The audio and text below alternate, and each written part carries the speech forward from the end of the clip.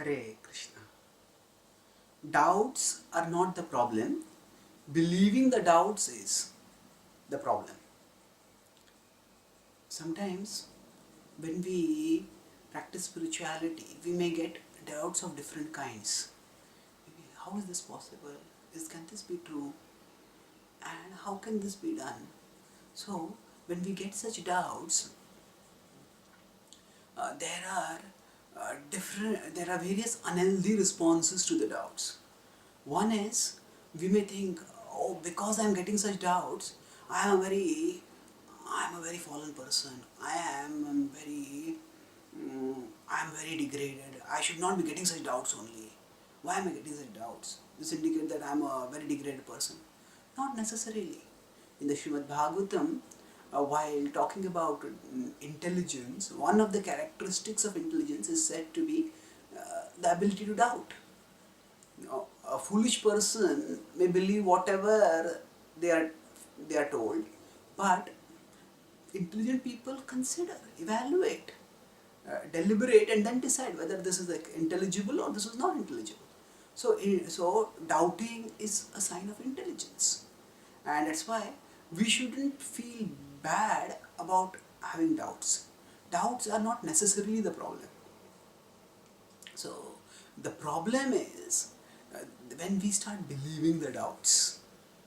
Now, believing doubts may seem like an oxymoron, because generally doubts are considered to be signs of disbelief.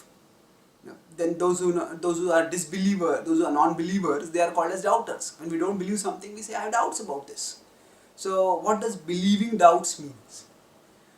That means that actually belief is unavoidable, it is inescapable, it is essential. So when some doubt comes in our mind, that doubt is basically a proposition, it is a conception. And what happens when we get such a doubt is that we start thinking we start thinking, okay, this is a problem, that is a problem, that is a problem. And then if we just believe the doubt, that means whatever that doubting thought is telling us, we just accept it uncritically, then that becomes a mistake, because there may be answers that we don't know about. So when we believe our doubts, then it becomes a problem. So in the Bhagavad Gita, Arjuna has questions, and when he has questions, he asks those questions to Krishna to get clarification. So for example, in the 6th chapter of the Bhagavad Gita, when he hears when he hears about the practice of Bhakti Yoga. So let's look at two examples. In the 4th chapter, Krishna tells Arjuna that I gave this knowledge to Sun God in 4.1. Now Arjuna gets a question which is logical, natural question, and that question is, see, Sun God is older than you, so how could you have given the knowledge to him? That he asks in 4.4. And Krishna doesn't judge Arjuna as a doubter over there.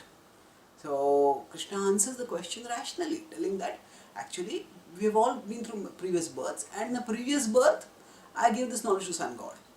So rather than seeing the doubt as a sign of some deficiency, Krishna just answers the question doubt in a non-judgmental way over there in 4.5.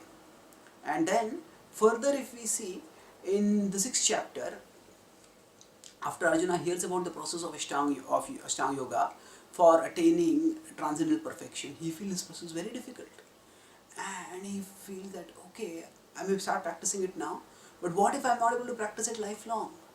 Then what happens? And then I will have given up material life for the practicing of spiritual life, but then I don't attain success in material spiritual life. So will I be loser both materially and spiritually? So this is what Arjuna asks Krishna in 6.39. He says, Etanme samshayam Krishna chettumarhasya sheshataha tadanyah samshayasyasya chetta nahi upapadyate.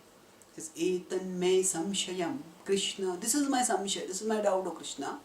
Chittumarhasya sheshataha, completely destroyed. Tadanyah samshayasyasya, apart from you, for resolving this doubt, chitta nahi upapadyate, there is no one else. So, when this doubt has come, it is a serious doubt, and Arjuna does not deny that doubt. Arjuna does not consider himself fallen for having that doubt, but rather he doesn't believe that doubt. He believes he considers Krishna as the supreme authority, and he turns and asks Krishna. And he says that you are the supreme authority, you are eminently capable of resolving the doubt. So rather than believing the doubt, he presents the doubt to Krishna and asks him to deal with the doubt. And that is the attitude with which we can approach our doubts in a healthy way.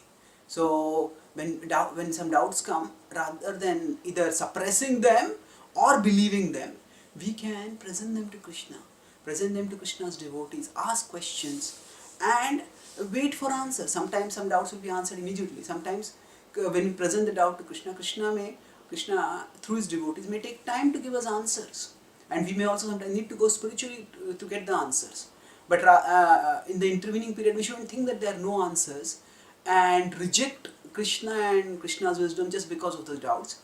Rather, we can keep the doubts rather than believing the doubts, we can keep the doubts in a state of suspension and continue our process of spiritual growth, and then Krishna will eventually destroy the doubts and raise us to the level of enlightenment. As he says, Tachrunu in 7.1, if you keep hearing, he says, you will come to samshayam samagram mam yatha gyasisi tachrunu. You will come to know me in truth. Thank you. Free from all doubts, he says. Thank you. Hare Krishna.